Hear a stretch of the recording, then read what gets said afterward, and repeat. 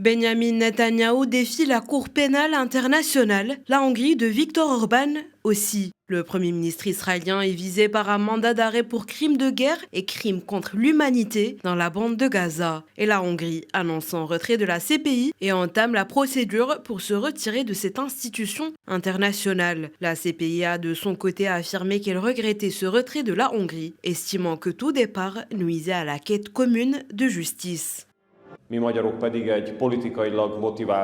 Nous, Hongrois, ne voulons pas faire partie d'un système judiciaire motivé par des considérations politiques. C'est pourquoi le gouvernement a décidé d'engager la dénonciation du statut de Rome et le retrait de la Hongrie de la Cour pénale internationale. Sur la base de la décision du gouvernement, le ministère des Affaires étrangères a préparé un projet de loi à ce sujet.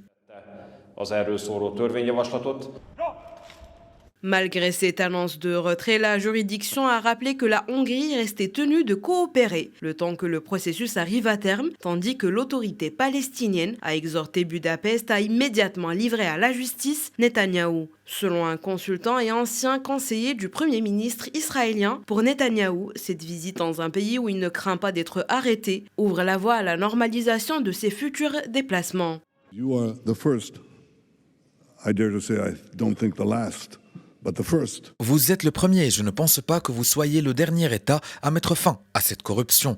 Je pense que cela sera très apprécié, non seulement en Israël, mais dans de nombreux pays.